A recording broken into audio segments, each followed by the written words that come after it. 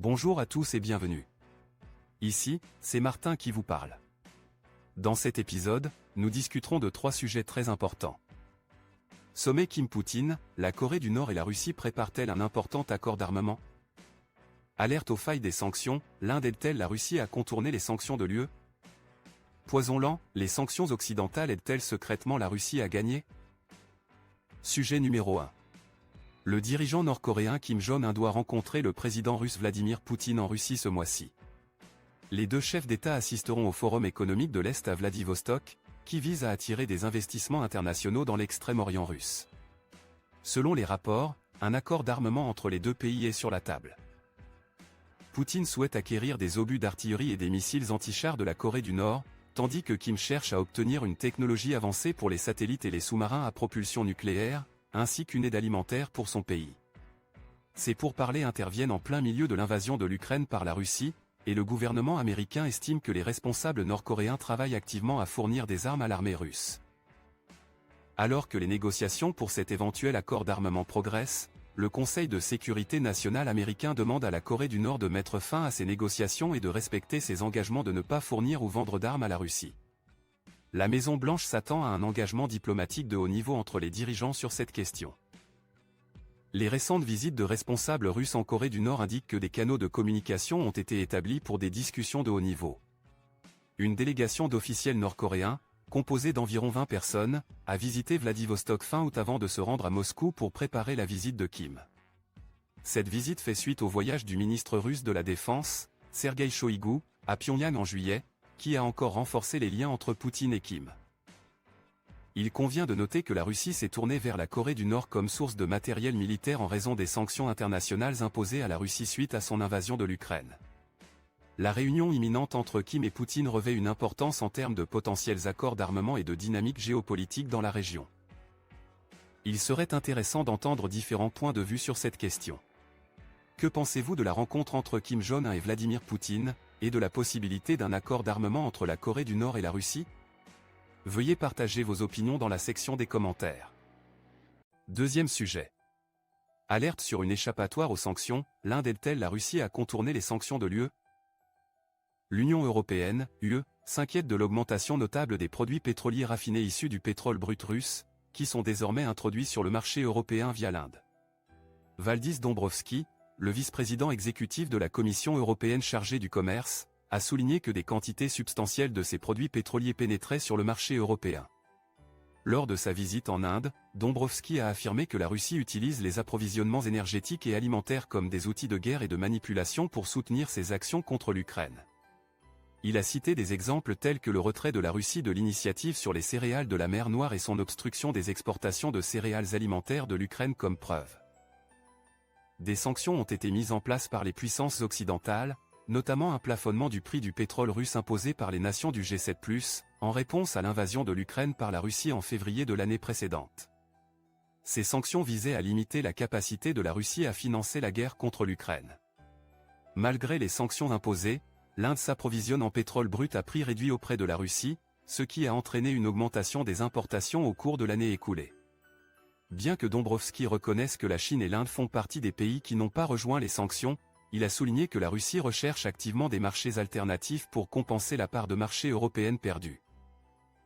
Dombrovskis a abordé les schémas commerciaux émergents et la montée des importations de produits pétroliers raffinés en provenance de l'Inde dans l'UE, appelant à une réflexion et à un examen en raison de l'utilisation potentielle du pétrole russe dans ces produits. Cette tendance semble contredire l'intention de l'UE de limiter la capacité de la Russie à mener la guerre en Ukraine. Les efforts visant à réduire le financement de la Russie pour la guerre ont jusqu'à présent inclus des sanctions sur les exportations de pétrole et de produits pétroliers russes, étant donné que l'approvisionnement énergétique constitue la principale source de revenus de la Russie. En ce qui concerne les relations commerciales entre l'UE et l'Inde, Dombrovskis a souligné l'intérêt de l'UE à développer de manière significative l'engagement économique avec New Delhi. En 2022, l'UE est devenue le deuxième partenaire commercial de l'Inde, représentant 10,8% du commerce total de l'Inde avec environ 120 milliards d'euros, 103 milliards de livres sterling, de transactions. L'Inde, quant à elle, se classe au 10e rang des partenaires commerciaux de l'UE, contribuant à hauteur de 2% au commerce total de l'UE. Bien que ces chiffres indiquent un potentiel inexploité de croissance supplémentaire, Dombrovskis a souligné l'importance de la confiance et de la fiabilité dans le paysage géopolitique actuel. Dombrovskis a souligné que l'instrumentalisation de la Russie des approvisionnements énergétiques, et maintenant des denrées alimentaires, comme armes de guerre et de manipulation, montre l'interconnexion entre le commerce, la géopolitique et les amitiés. Par conséquent, il a souligné l'importance du partenariat stratégique entre l'UE et l'Inde pour relever les défis pressants de notre époque, notamment compte tenu du fait que les deux parties sont les plus grandes démocraties du monde. Dans le cadre de la recherche d'une collaboration accrue, l'Inde et l'UE sont actuellement en train de négocier la conclusion de 3 accords, un accord de libre-échange, relancé en 2022, un accord de protection des investissements et un accord sur les indications géographiques. Ces dernières années, les liens commerciaux et économiques entre l'Inde et l'UE ont connu une croissance remarquable. En avril de l'année précédente, la création du Conseil commercial et technologique Inde-UE, TTC, a été annoncée. Ce conseil vise à faciliter l'échange de technologies critiques dans divers domaines, tels que l'intelligence artificielle, l'informatique quantique, les semi-conducteurs et la cybersécurité. Le TTC est le deuxième partenariat technologique de l'UE, le premier ayant été établi entre l'UE et les États-Unis en juin 2021. À la lumière de ces développements, il est crucial de favoriser un dialogue ouvert sur ce sujet. Quelles sont vos réflexions sur la montée des produits pétroliers raffinés à partir du pétrole brut russe qui passe par l'Inde pour arriver sur le marché européen? Faut-il enquêter davantage sur ces schémas commerciaux? Veuillez partager vos opinions dans la section des commentaires ci-dessous. Thème numéro 3. Poison lent, les sanctions occidentales aident-elles secrètement la Russie à l'emporter? Le paysage économique en Russie semble normal en apparence, malgré les importantes sanctions imposées en lien avec le conflit en Ukraine et le départ de nombreuses entreprises occidentales bien connues. La stabilisation temporaire du rouble russe suite à une hausse d'urgence des taux d'intérêt par l'équipe économique du Kremlin a peut-être occulté les défis sous-jacents auxquels fait face l'économie russe. Un de ces défis est le délicat équilibre entre financer l'armée sans compromettre la monnaie nationale ni alimenter une inflation politiquement dommageable qui pourrait surchauffer l'économie. La récente augmentation des taux d'intérêt visait à résoudre ce dilemme, bien que temporairement. Malgré ces difficultés économiques, la vie quotidienne à Moscou présente une image de normalité.